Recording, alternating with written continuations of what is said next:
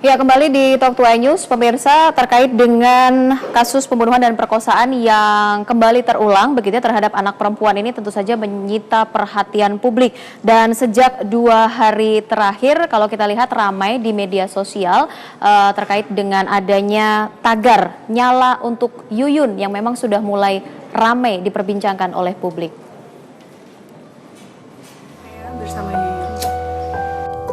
Saya bersama Yuyun. Saya bersama Yuyun. Saya bersama Yuyun. Saya bersama Yuyun. Sejak mencuat ke publik, kasus pembunuhan dan pemerkosaan terhadap gadis berusia 14 tahun, Yuyun tak henti menyita perhatian. Saya bersama Yuyun dan nyala untuk Yuyun terus membanjiri media sosial.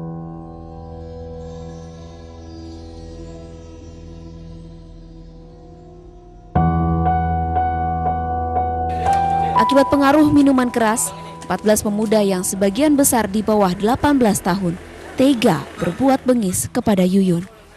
Tragis, 2 dari 14 pelaku adalah kakak kelas Yuyun di sekolah menengah pertama.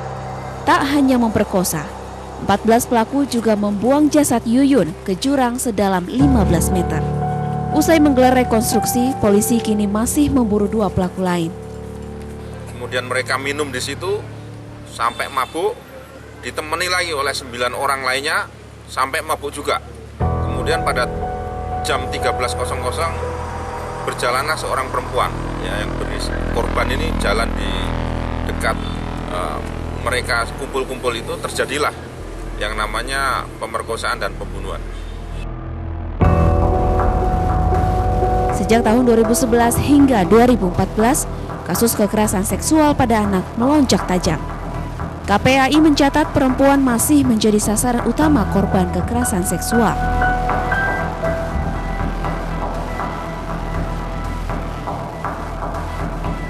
Perlindungan keluarga dan waspada akan lingkungan sekitar dapat mengurangi resiko kejahatan seksual.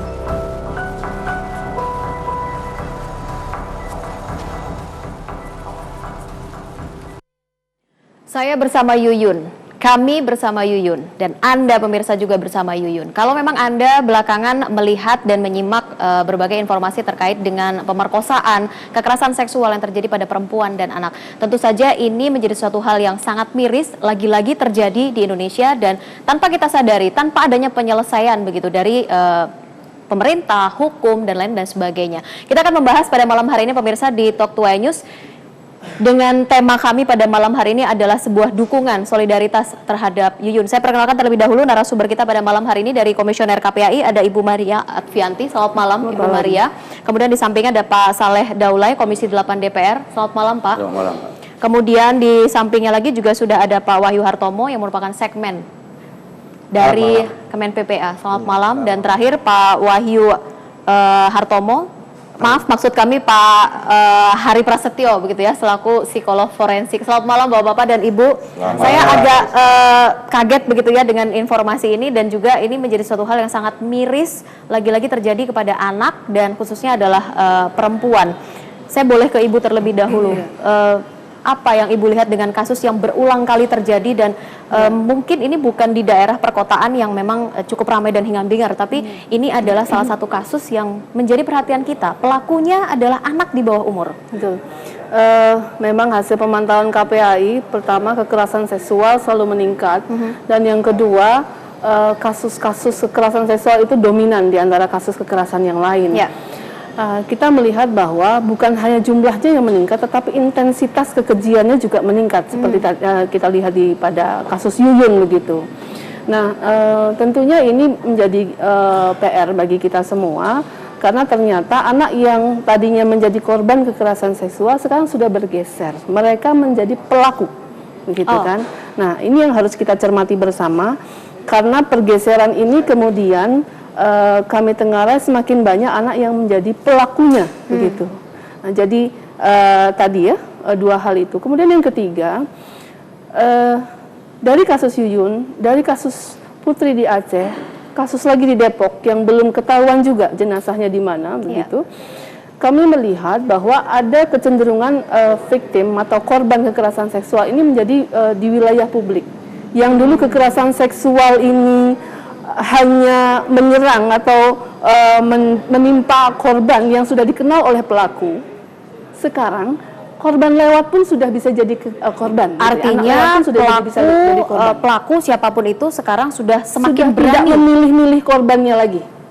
Bukan hanya semakin berani, tetapi sudah tidak memilih-milih korbannya lagi. Korbannya tidak perlu anak yang misalnya putus cinta, begitu kan, kemudian dia dendam sama pacarnya atau cerita-cerita lain, tidak perlu seperti yang di sinetron. Tapi orang lewat tidak kenal pun dia bisa menjadi korban. Artinya lingkungan kita semakin tidak aman bagi anak. Begitu. Oke, Itu baik. yang kami Saya ke kementerian terlebih dahulu. Dari pemerintah, apa sebenarnya yang salah, Pak? Kalau dikatakan tadi mungkin pelaku tidak hanya semakin berani begitu ya, tapi juga semakin keji untuk melakukan perbuatan yang cukup sadis begitu. Saya kira dari segi peraturan perundang-undangan sudah banyak, sudah ada sanksi-sanksi yang berat juga. Sehingga ini yang perlu dicermati adalah kita mulai dari mencari akar permasalahannya lihat dari keluarga, Mbak. Nah, keluarga ini nampaknya ketahanan keluarga harus kita kuatkan. Dari hasil survei yang ada, kebanyakan pelaku-pelaku itu dari keluarga yang disharmonis atau anak kurang mendapatkan perhatian dari orang tua. Nah, itulah nanti benih-benih itulah berkumpul sehingga bisa menimbulkan permasalahan itu. Yang kedua juga harus selain keluarga, masyarakat harus kita bikin untuk ada gerakan kepedulian. Sehingga kalau masyarakat semua kompak setuju bahwa anak dimanapun anak kita, saya kira kita akan mikirlah harus berbuat sesuatu itu. Tapi kalau kita lihat dari kasus Yuyun ini sendiri adalah sebenarnya bukan di area pemukiman begitu. Ini adalah suatu tempat yang memang jauh dari mana-mana. Kebetulan korban lewat dan di situ adalah para pelaku yang mungkin sedang melakukan aktivitas di siang hari begitu. Artinya kan warga pun juga tidak bisa melihat gitu loh apa yang bisa dilakukan. Tapi mungkin dengan kumpul-kumpulnya anak itu di mana kan harusnya masyarakat bisa mendeteksi awalnya gitu.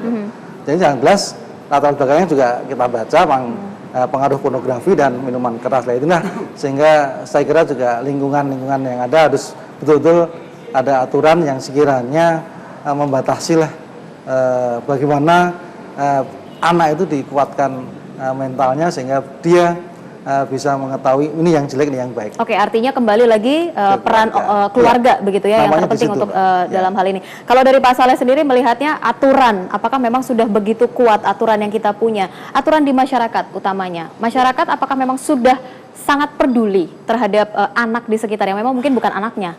Ya, jadi saya melihat sebetulnya memang ada hal-hal yang perlu kita pikirkan secara bersama-sama karena kejadian ini kan tidak bisa dilihat dari satu sektor saja.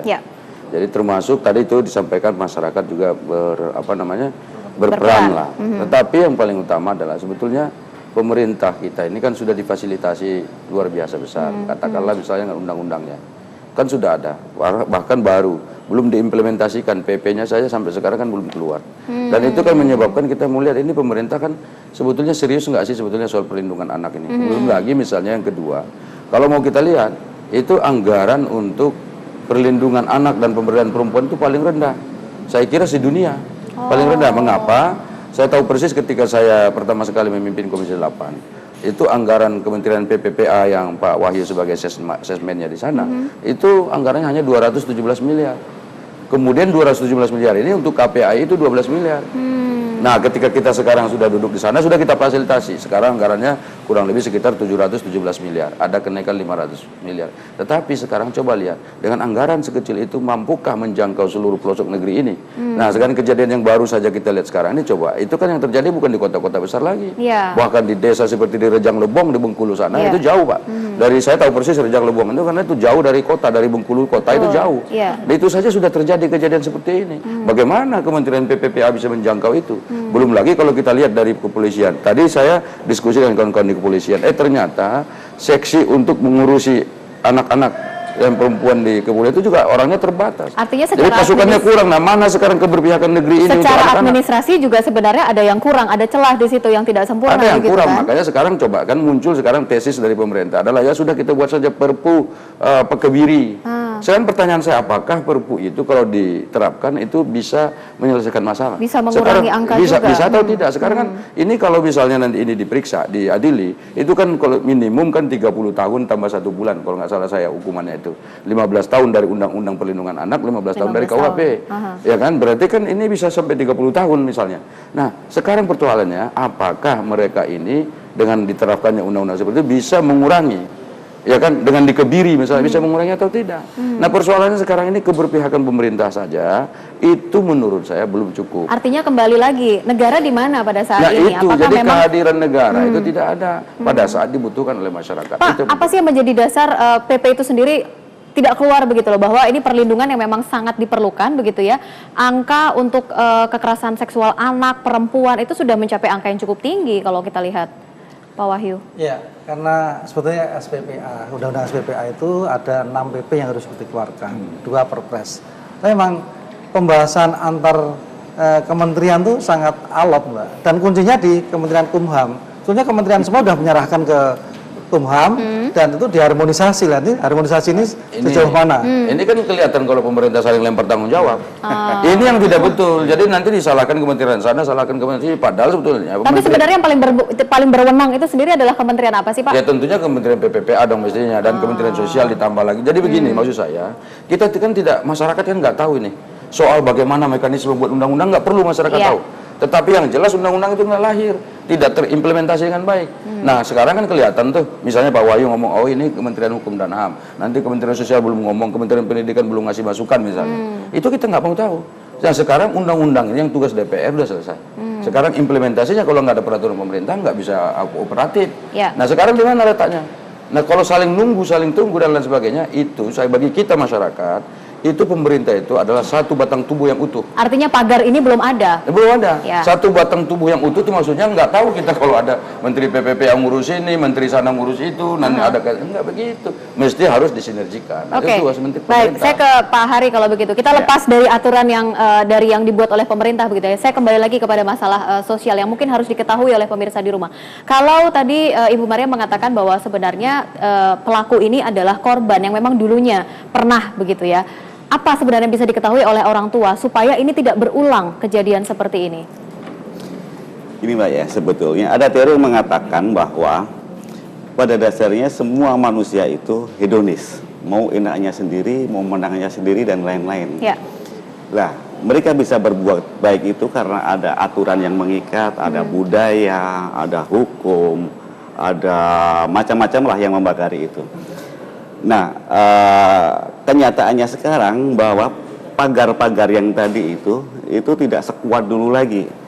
Jadi aturan, norma, adat, agama itu tidak terinternalisasi kepada diri masing-masing orang ini. Karena apa? Karena tidak ditanamkan secara ketat sejak kecil. Nah, ini tanggung jawab siapa? Ya yang pertama jelas seperti tadi Pak Wahyu bilang, tanggung jawab keluarga. Kemudian masyarakat juga sekarang kepedulian terhadap norma itu saya lihat sudah mulai meredup, lebih permisif terhadap pelanggaran-pelanggaran yang terjadi. Seperti misalnya orang nongkrong beramai-ramai, mabuk-mabuk di tempat umum siang hari lagi. Saya rasa seperti itu tidak yang pertama kali. Pasti itu sudah terjadi beberapa kali lagi dan masyarakat permisif, tidak terjadi apa-apa. Nah, kebetulan saja ada korban yang pintas ini, tadi ada pengaruh tua, ada pengaruh pornografi, kemudian dari dalam diri remaja-remaja tersebut itu sebetulnya kalau saya kumpul saya itu harus apa sih? Dia butuh pengakuan, butuh eksistensi. Nah, salah satu eksistensi pengakuan itu kalau dia itu bisa berada di atas pihak lain. Berkuasa.